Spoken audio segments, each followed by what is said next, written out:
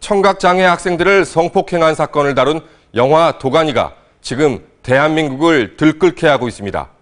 국민들은 끔찍한 사건에 분노하고 가벼운 처벌에 또 한 번 더 분노하고 있습니다. 영화 도가니가 몰고 온 파장을 취재했습니다.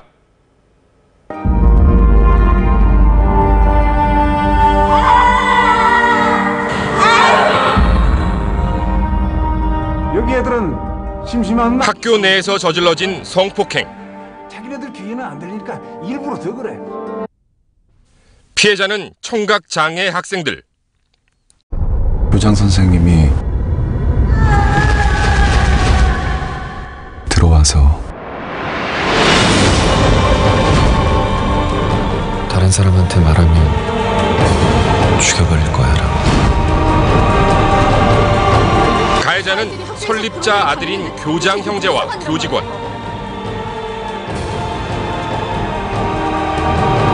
그 사람들 어떤 사람들인지 알아? 돈 받아먹고 팔아먹는 놈이 좋은 놈인 줄 영화 알았구나. 속 이야기는 지어낸 이야기라고 믿고 싶을 만큼 충격적입니다. 나 아무것도 못했어.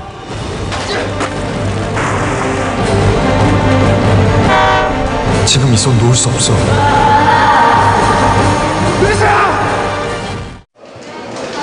광주광역시의 한 극장. 평일인데도 영화 도가니를 보려는 발길이 이어지고 있습니다. 지난 금요일 저녁 한 무리의 사람들이 극장을 찾았습니다. 광주 시내 초등학교 교사들입니다. 사건을 다시 한번 확인하고 근본적 대책 마련에 힘을 보태기 위해 단체 관람에 나선 것입니다. 지금 여기는 한 그 사건일 뿐이라고 생각을 해. 더 알려지지 않은 많은 어두운 면들이 많이 있을 거라고 생각을 하거든요. 그러니까 저 학교 저 공간에서는 저런 끔찍한 일이 벌어졌고 이제 가해자들이 지금도 버젓이 이렇게 자기 지위를 누리고 있다는 것이 너무 가슴 아프고. 광주에 위치한 청각장애인 교육시설 인화학교. 영화 속 배경이 된 바로 그 학교입니다. 학교 측은 영화 개봉 이후 비난 여론이 일자 문을 굳게 닫고 외부와의 접촉을 차단했습니다. 영화를 본 관객들 가운데는 다른 지역에서 이곳을 직접 찾는 사람들도 있습니다. 인권 유린의 현장을 직접 보겠다는 뜻입니다. 극장에서 영화를 봤는데 그거를 보고 되게 충격을 받아서 그래서 오게 됐습니다. 부산에서. 들어가고 싶은데 못 들어가서 좀 아쉽네요. 여기까지 왔는데. 사건이 세상에 알려진 지난 2005년까지 인화학교에 근무한 박현종 교사. 박 교사는 사건 이후 당시 피해 학생들을 만나 진상조사를 하면서 충격적인 사실들을 하나 둘 알게 됐습니다. 당시 피해 학생들이 박 교사에게 직접 밝힌 내용입니다.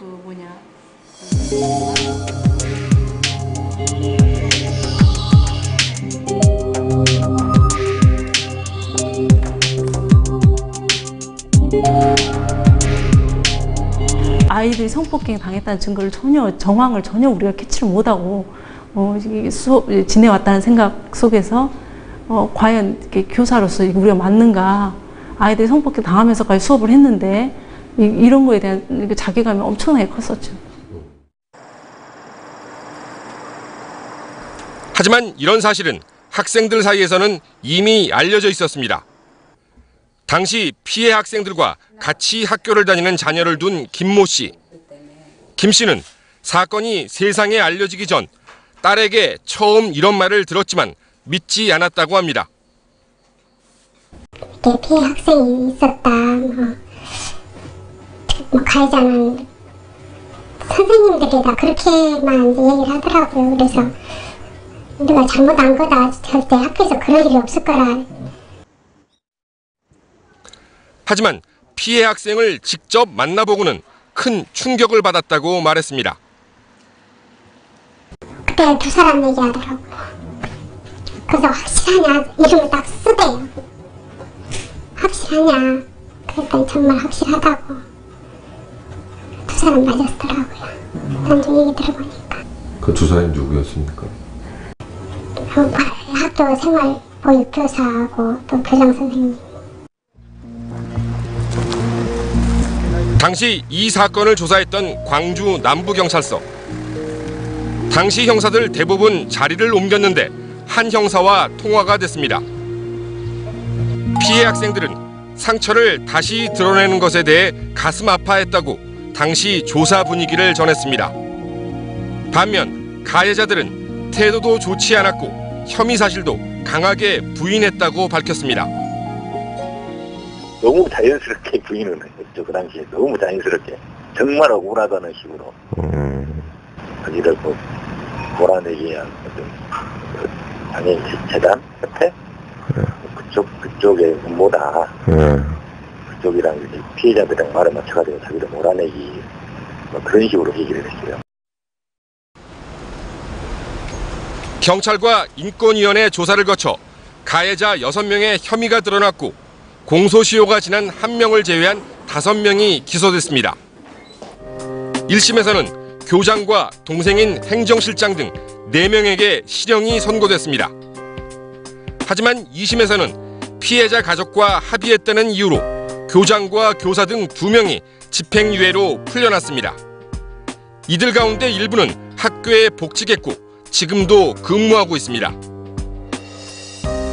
사회적 약자에 대한 강자의 일방적 폭력, 그리고 가해자들에게 주어진 면죄부. 모두 우리 사회에서 저질러지고 있는 제도화된 범죄입니다. 시민들이 분노하고 있는 이유도 바로 여기에 있습니다. 이보세요. 나는 거짓말하는 사람들과 싸우고 있어요. 아이들이 다쳤고 그 아이들을 다치게 한 사람을 고발했고 그게 다예요.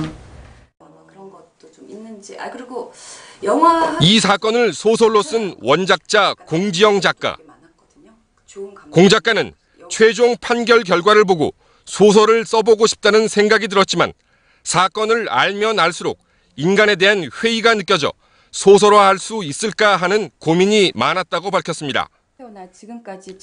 하지만 피해 학생들과 이들을 위해 애쓰는 사람들을 만나본 뒤 소설을 쓰기로 결심했다고 말했습니다. 그런데 그들이 정신 능력이 사법부는 저 사람들을 석방하고 이 아이들의 아픔을 정말 너무 가볍게 여겼지만 내가 이걸 책으로 정말 잘 써서 사람들에게 알려서 정말 양심의 법정에 이 사건을 다시 꼭 쓰게 하고 싶다. 그리고 내가 마음속으로 아이들한테 그 약속을 했죠.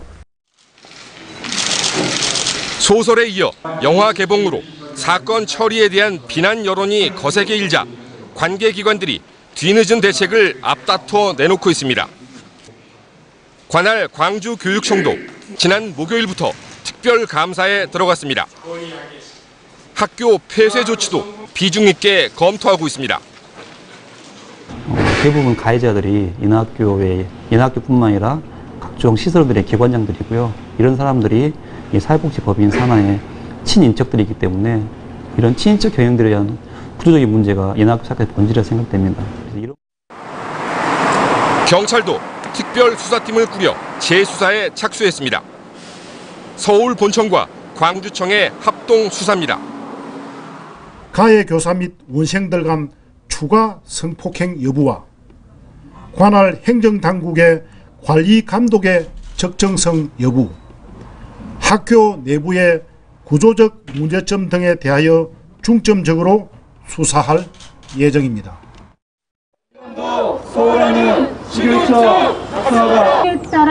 잊혀질 뻔한 사건이 재점화될 수 있었던 것은 시민단체의 역할이 밑거름이 됐습니다.